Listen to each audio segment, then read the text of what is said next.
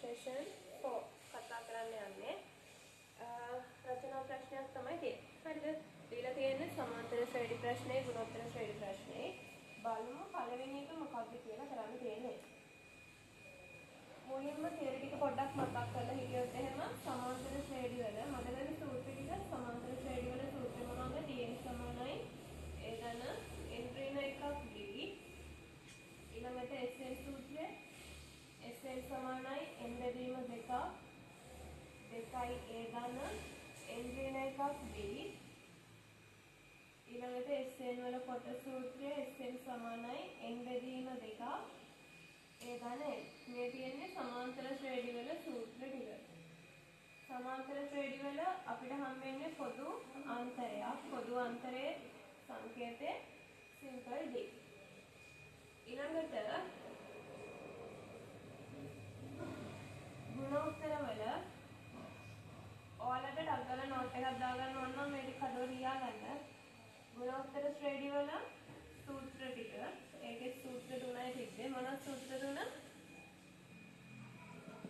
tn එක tn සමානයි ar n ඍණ එක sn සූත්‍රය sn සමානයි a වතාවක් r ඍණ එක බෙදීම එතන r වල එන්නේ බලන්න ඕනේ r ඍණ එක ඊළඟට ඔක අනිත් පැත්ත මාරු කරලා sn සමානයි a වතාවක් 1 ඍණ r වල එන්නේ බලය බෙදීම 1 ඍණ r මේ සූත්‍ර දෙකෙන් කැමතිව මතක තියාගත්තට කමක් නැහැ. මේකේ හැමෙන්නේ අපිට පොදු අනුපාතයක් නේ. පොදු අනුපාතය කියන්නේ සිම්පල් r. පොදු අනුපාතය එකට වඩා වැඩි වුණා. r ට මුලින් ලියන එක අපිට වාසි. ලේසි. ඊළඟට පොදු අනුපාතය එකට වඩා අඩු වුණොත් ඒ කියන්නේ භාගයක් නම් එකට වඩා අඩු උත්තරයක් ආවොත් r පිටපස්සේ ලියන එකට පිටපස්සේ ලියන එක ලේසි. අපිට ගොඩක් හම්බෙන්නේ එකට වඩා වැඩි යන නිසා මේ සූත්‍රය මතක තියාගෙන ඉන්නක හොඳයි. හරිද? ඒක තමයි සූත්‍ර ටික බලමු ප්‍රශ්නේ. දීලා තියෙනවා සමාන්තර ශ්‍රේණියක පළමු වෙන පදය 3ද 11 වෙන පදය 43ද වේ. මේ වගේ ප්‍රශ්නයක් આવුත් ඒ කියන්නේ මුලින්ම අපිට ගානක් දුන්නාට පස්සේ දත්ත ටික ඔයාලා පැත්තකින් දාගන්න. අපිට දැන් මේ ගානේ හැටියට නම් දීලා තියෙන මොනවද? පළමු වෙන පදය දීලා තියෙනවා 3යිලු. ආපහු 11 වෙන පදය දීලා තියෙනවා 43යිලු. පළවෙනි පදය 3යි නම් a සමානයි 3යි 11 වෙන පදය. 11 වෙන පදය කොහොමද t අකුරේ ලියන්නේ? පළමු නම් t1, දෙවන නම් t2, තුන්වෙනි නම් t3. එහෙනම් 11 වෙන කියලා ලියන්නේ t11. 11 වෙන පදය 43යිලු. මෙන්න මේ විදිහට පැත්තකින් දීලා තියෙන දත්ත ටික දාගන්න. ඊට පස්සේ අපෙන් අහනවා පොදු අන්තරය 4 වෙන බව පෙන්වන්නේ නම් මම කියලා දෙනවා ගානක් ගත්තොත් එයාගේ මුළු ගණන නැත්තම් එකතුව කියන වචන දුන්නේ නැත්තම් අනිවාර්යෙන් දාන්නේ tn සූත්‍රේ. sn එක දානවා නම් එකතුව කියන වචනේ තියෙන්න ඕනේ නැත්තම් මුළු ගණන මොකක් හරි අර මුළු මේ නැත්නම් එකතුව කියන අදහසක් හැඟවෙන පදයක් තියෙන්න ඕනේ sn එක දාන්න නම්. එහෙම නැති අනිත් හැමෝටම දාන්නේ tn සූත්‍රය. එහෙනම් මේකට පාවිච්චි කරන්න තියෙන්නේ tn සූත්‍රය. සමාන්තර පොදු අන්තරය ගැන සමාන්තර ශ්‍රේණිය. එතකොට tn සමානයි a ධන n ඍණ එකක් d පොදු සූත්‍රය ලියලා පිළිවෙලට හදිසි ගන්න තියෙන අපිට ගන්න දීලා තියෙන දත්ත ටික. t11 තියෙන්නේ. එහෙනම් n තියෙන තැන කීයක් දාගන්න ඕනේ? 11ම. n වෙනුවට 11 දාලා ගන්න හදන්න තමයි තියෙන්නේ. ඒ දන්නවා ගානේ දුන්නා 3යි ධන n තියෙන තැනට 11 අඩු කිරීම 1 d වලට දන්නේ නැහැ කියලා. t11 කියන්නේ සම්පූර්ණ කෙනා වෙනුවට ඉලක්කමක් දානවා 43යි. ඊළඟට 3 හැමමයි මුලින්ම වරහන ඇතුළේ සුළු කරගන්න. 11 එකක් ගිහම 10යි d අකුරයි 10යි d. දැන් නිකම්ම සමීකරණයක් තියෙන්නේ. සමීකරණයක පද අයින් කරන්න තියෙන්නේ.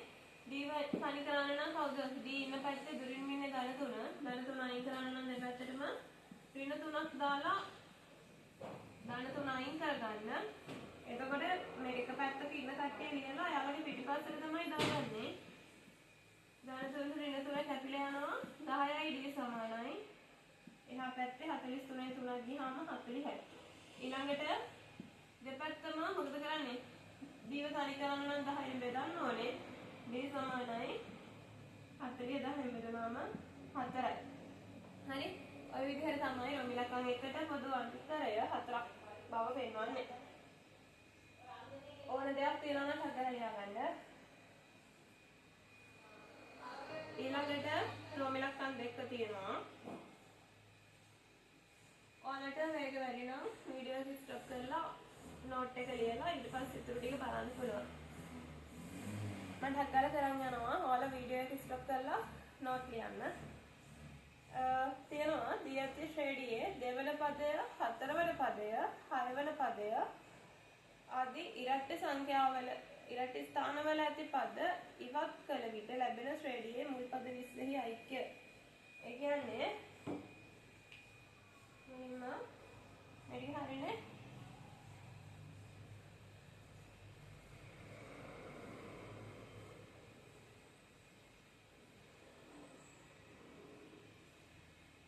දී ඇති ශ්‍රේණියේ ඒ කියන්නේ පළමු පදේ අපි මේ කොට රටාව ලියා ගන්නවා.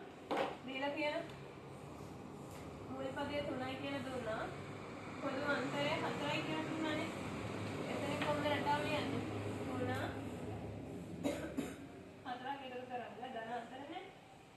ඊළඟට 3 7 7ට 4ක් 11යි. 11ට 4ක් 15යි. 15ට 4ක් 19යි. 19ට 4ක් 23යි. ඔය විදිහට ලියනවානේ. ඊළඟට අපිට කියනවා දී ඇති ශ්‍රේණියේ දෙවන පදය.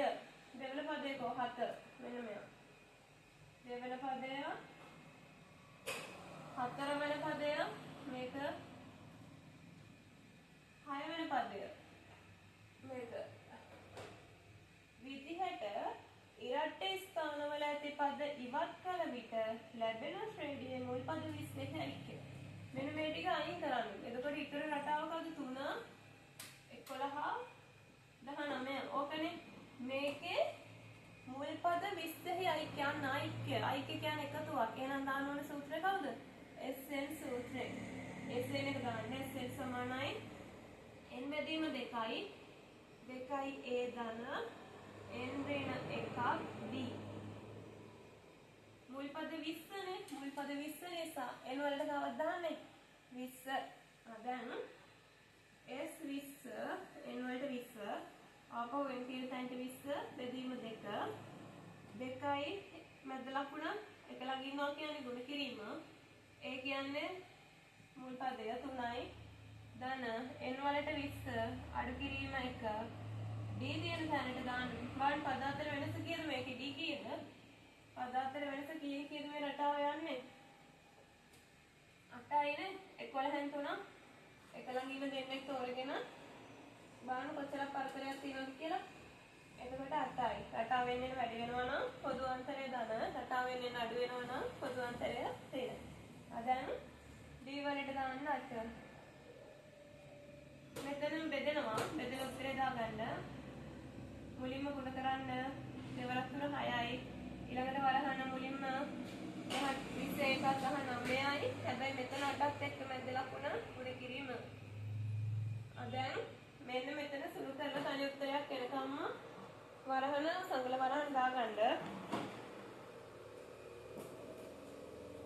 ඉතින් මෙතන ගුණ කරලා උත්තරේ දාගෙන ඉන්න 8 වරක් 19. මෙහෙම ගන්න. 8 වරක් 9 දෙකෙන් දෙක දානවා 7ක් ඉතුරුයි. 8 වරක් එක 8යි 7යි 15යි. ඊළඟට තම වරහන ඕනේ දෙන්නෙක් ඉන්නවා. දැන් වරහන ඇතුළ සුළු කරගන්න. 152කට 6ක් 158යි. දැන් මැද ලකුණ ගුණ කිරීම දෙන්න ගුණ කරන්න. එතකොට 10න් ගුණ කරනවා කියන්නේ තියෙන සංඛ්‍යාව හැමම ලියලා 10ට බිංදුව එකක් නිසා දෙන බිංදුවක් දාගන්න එක. ඒ කියන්නේ මුල් පද 20හි ඓක්‍ය මෙන්න මේ ගාන. ඊළඟට සින්පල් D ගුණෝත්තර ශ්‍රේණියක පොදු අනුපාතය 2ද එහි මුල් පද 6හි ඓක්‍ය 7ද වේ. මේ ශ්‍රේණියේ පළමු පදය සොයන්න. ඕන දෙයක් තියෙනවා නම් වීඩියෝ එක ස්කිප් කරලා ලියන්න කතාලා.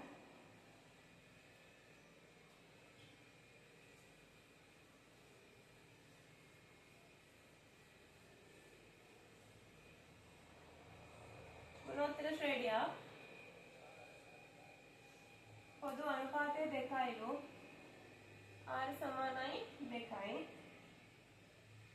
මුල් පද 6ෙහි ඓක්‍ය අන්න එකතුව S6 සමානයි 7යිලු. මෙම ශ්‍රේණියේ පළමු පදය අහනවා. එකතුවක් ගැන කියලා තියෙන නිසා SN සූත්‍රය දාගන්න. SN R දෙකනේ එකට වඩා වැඩි නිසා R මුලට එන එක ලියමු. R වෙන 1යි. පළමු පදේ දන්නේ. මෙතන n වලට කීයක් දාලා තියෙන්නේ? n අකුර තියෙන තැන තියෙන්නේ 6. S6 R දන්නවා 2යි. n වලට දාන්නේ කීයද? 6 අඩු කිරීම 1. R වලට දාන්නේ 2 අඩු කිරීම 1. S6 ප්‍රේමවලට ඉලක්කමක් දන්නවා 7යි කියලා. මෙතන 2 6 වෙනි බලය. ඒ කියන්නේ 2 ඉලක්කම 6 පාරක් ලියලා ගුණ කරන්න ඕනේ. ලියලා බලන්න 2 ඉලක්කම 6 පාරක් ලියලා ගුණ කරන්න. 2 වරක් 2 4යි 4 වරක් 2 8යි 8 වරක් 2 16යි 16 වරක් 2 32යි 32 වරක් 2 64යි 64යි අඩු කිරීම 1 පල්ලෙහා දෙකෙන් එකක් ගියාම 1යි. මෙතන තව ටිකක් සුළු කරන් පුළුවන් වරහණ තුල 64 එකක් ගියාම 63යි 63යි ඒ අකුර එක ගණන් ගන්න යට ඉන්න එක ගණන් ගන්නපා ඊළඟට එහා පැත්තේ 7 දැන් මොකද කරන්නේ දෙපැත්තම 63න් බෙදන්න ඕනේ ඒ අකුර තනි කරන්න නම් මෙහා 63න් බෙදන්න ඕනේ එතකොට ඒ සමානයි 63ට 63 කැපෙනවා පද කපන්න 4 7 ඒවා 1යි 63ට 7 ඒවා 9යි